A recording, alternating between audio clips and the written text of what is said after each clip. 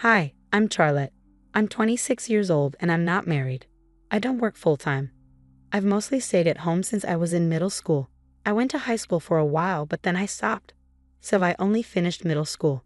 Since then, I've lived with my parents, done some part-time jobs, and found work online. I have a brother named Sawyer who is 3 years older than me. He's very different from me. He's good at sports, has lots of friends, and is outgoing. He never wanted people to know that he had a sister like me. He never brought his friends home. And if we happened to meet at the store, he ignored me. I thought it was just how things were, like someone else's problem. When my brother went to college and moved out, I stopped worrying about it. Then he talked about getting married. He's turning 29, so it wasn't a surprise. Later, he decided to bring his fiancée to our parents' house. Since I was home that day, I decided to join them. "Hi, Mom, Dad, I'm back," I said. My brother arrived on time, and when he saw me sitting with our parents, he looked confused for a moment. "Sorry for the interruption," his fiancée said as she came in, not noticing my brother's reaction. Then she looked at me and seemed puzzled. I could tell from her eyes that she was asking my brother, "Who is this?" He probably hadn't told her about me. "Thanks for coming. I'm Sawyer's mom, and this is his dad." My mother introduced herself and my father. The fiancé looked polite but still confused. My dad didn't speak up for me. My parents have always been tough on me because I couldn't be as successful as my brother. They used to compare us, saying things like, "Your brother can do it, why can't you?" But as we got older, it got worse. They even called me a money-sucking leech. It seemed like they were going to ignore me at this meeting too. When my mom got up to leave, she whispered to me, "Why are you here? Go back to your room." I came to the meeting hoping to connect with my family, but it didn't go well. I felt like I couldn't just leave, so I stayed. My brother's fiancée, Isabella, introduced herself. She was my age, 26, and very beautiful. She had a sophisticated vibe that made me feel like I shouldn't talk to her casually. My brother seemed annoyed, probably because I was there. He introduced Isabella to our parents but didn't talk to me at all. It felt like I was invisible. After they finished talking about the wedding, they started chatting casually, but my brother still acted like I wasn't there. "What do you usually do, Charlotte?" Isabella asked me.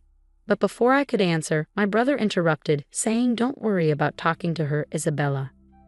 Isabella seemed surprised by his interruption. "Yeah, don't worry about it," my mom added. Then my dad said, "She's just a stranger who happens to be related by blood." When he said that, it felt like something inside me broke. A stranger? That's what they thought of me. It was clear that reconciliation was never an option. The meeting ended as if my presence didn't matter at all. Soon after, my brother and Isabella got married and started building their own house. My brother works at a big company, and even though he's still young, he earns a good income. Isabella decided to be a stay-at-home wife and quit her job. When our house was finished, we got an invitation to a housewarming party. It would be a small gathering with Isabella's family and my brother's bosses. My mom got worried, saying, "Oh, it's already time for the housewarming party. Time flies. We should get a gift." My dad said, "We're family, so it doesn't have to be fancy," and flipped over the invitation casually. Only my parents' names were on it. Mine was missing. My mom seemed to notice but asked, "Charlotte is coming too, right?" I wasn't sure what she meant. They hadn't exactly treated me well at the meeting. "It's okay if I'm not invited," I said, but my mom insisted, "No, you're coming. I'll make sure of it." So I ended up going to the party. On the day of the party, it suddenly started raining. We took a taxi to my brother's house. Because of the rain, my brother and his wife stayed inside to greet guests at the entrance. When we arrived, my mom said to me, "You pay for the taxi," and she and my dad hurried towards the entrance without umbrellas. "Ah, now I understand," I thought to myself. My brother's house was quite far from ours, so it seemed a bit extravagant to take a taxi. Yet I was the one who had to pay for it. After settling the taxi fare, I hurried towards the entrance, and Isabella asked me, "Who are you?" I had only met Isabella once before, so maybe she forgot me, I thought. So I introduced myself, saying, "I'm Charlotte, Sawyer's sister." But she replied with a smile, "Ah, Nate's sister, the one who dropped out of high school. We didn't invite the freeloader living off their parents." Isabella said this casually, still smiling. My brother had just come back from welcoming someone inside when he saw me and asked with disgust, "What are you doing here?" "Sawyer, I told you not to invite her." "Why is she here?" "I don't know. my brother replied. It seemed like you didn't want me there after all, and Isabella's attitude changed once she found out about me. She was even worse than my brother and parents. I wondered if it would have been better if I hadn't come and cautiously asked my brother. Yeah, you're basically a stranger because you didn't finish high school. Not finishing high school doesn't count as an education, right? Can you please leave quickly? Isabella added, backing up my brother. Her calm expression the whole time was really scary. Okay, I said quietly and turned around. The taxi we came in earlier was gone, and since we weren't on a main street, finding another one seemed hard. I didn't have an umbrella. I started walking, getting soaked in the rain. I could hear Isabella laughing behind me. After a while, I got back home. My parents returned looking happy. They saw my face and asked, "Why did you leave so suddenly? Couldn't you at least call a taxi to get back?"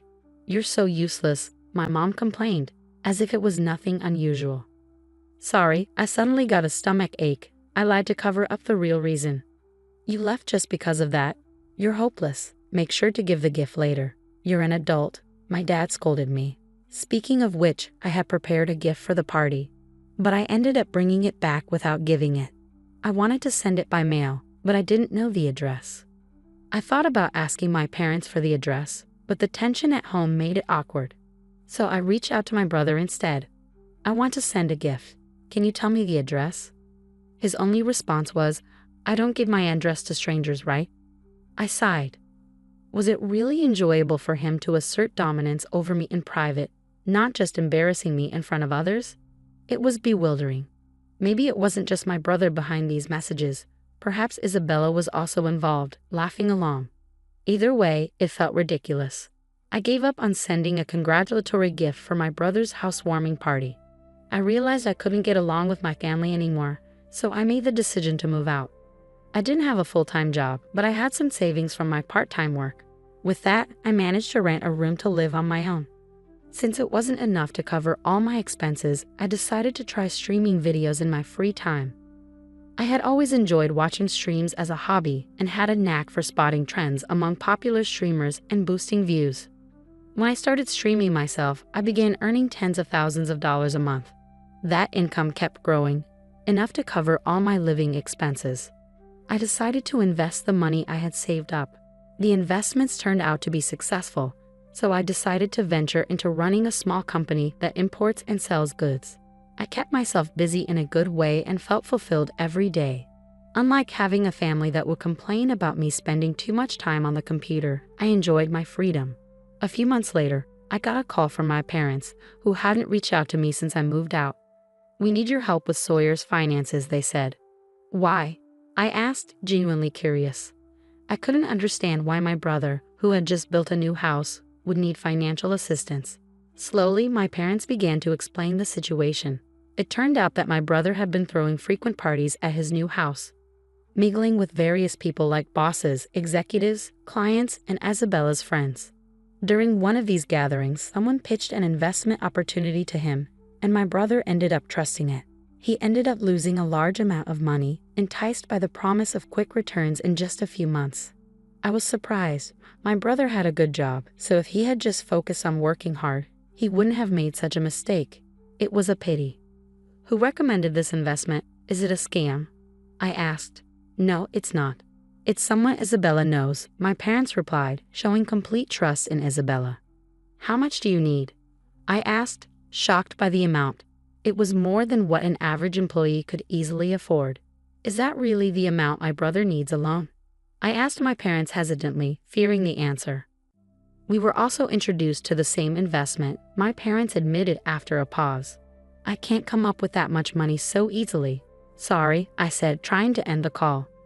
But they insisted, saying, "We're your real family. Help us out in times like these." "Real family? Too little, too late. Sorry, but I'm busy and I'm a stranger to you, right?" With that, I hung up the phone. Later on, they somehow found out where I work, and my parents' and brother's families showed up at my office. I was in the middle of a business meeting when my secretary informed me, "There are guests here for you, President. I don't have any other appointments." "Who are they?" I asked. "They say they're your family, ma'am," my secretary replied. I felt a shiver run down my spine. I apologized to my business partner and stepped out of the meeting momentarily. When I reached the reception area, I saw my pregnant sister-in-law Isabella, my brother, and my parents waiting. "So you're running a company now, huh?" "Well, it's much smaller than where I work," my brother smirked, glancing around my office. "Who are you?" I asked, pretending I didn't recognize them. "What's with the attitude?" my brother shouted, losing his temper. My mother stepped in, saying, "We've discussed this before, but we really need your help. Since you're running a company, you can support us, right?" She shamelessly asked for money, acting like it was the most natural thing in the world. "Yeah, it's a crucial time for our family. Isabella is pregnant, but the baby's health isn't good, so we need to see a specialist. Please, Charlotte." My father and Isabella joined in, making it seem like it was my responsibility to cover everyone's expenses. Employees passing by glanced over with concern. Wanting to deal with the situation quickly, I said, "Please leave, you're causing a disturbance." My brother exploded with anger again. "What? We're a disturbance? We came all this way, and that's how you talk to your family," he yelled. The passing employees stopped to face them, and my brother began to cause a scene. "Did you all know this girl dropped out of middle school? She was a shut-in no good." He seemed determined to humiliate me into giving him money. However, the employees responded in a way my brother didn't expect. "We know, everyone knows. The president's background, even mine. The president hires many people from similar situations. Is there a problem?" My brother, who usually only socializes with highly educated and wealthy people, seemed taken aback and started to stutter. Meanwhile, my father remarked, "What a pathetic company, just a gathering of misfits." "Exactly, companies that do business with a place like this can't be any good either," my brother added, shouting loudly. At that moment, the president of the company, the person I was meeting with, who had been waiting in the reception room, came out, clearly hearing the commotion. My brother's expression turned blank and then pale as he looked at the man. He couldn't meet his gaze and lowered his eyes. "What's wrong, Sawyer?" Isabella asked him. "Don't call me that," my brother whispered to Isabella, but it was too late. Sawyer? Oh, it's you." The company president approached my brother and scrutinized his face. "You're Mr. Long, the division manager, right? We owe a lot to your company." It turned out that his company was also a client of my brother's company. My brother was sweating profusely, his face turning red. Yes, well, I guess I'm not very memorable." "Since we're not a decent company," my brother stammered, frozen in place when the president turned his own words against him. My father, mother, and Isabella sensed the tension and fell silent. Ignoring them, I apologized to the president again, saying, "I'm sorry for taking up your valuable time. I'll ask them to leave." "Oh, are you sure?"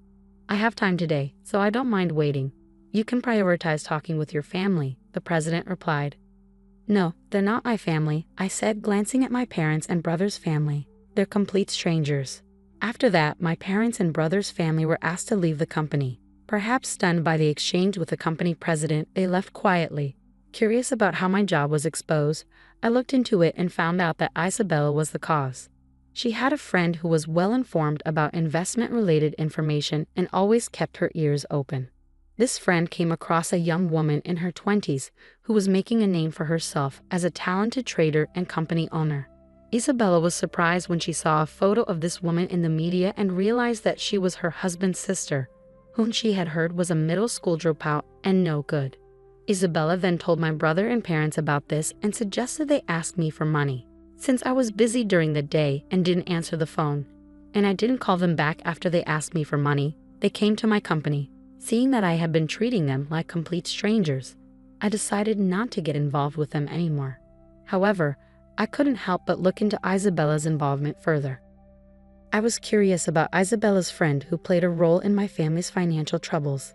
It turned out that this friend was actually Isabella's ex-boyfriend, and they still seemed to be involved. Shockingly, the child Isabella was carrying wasn't my brother's but the child of that investor.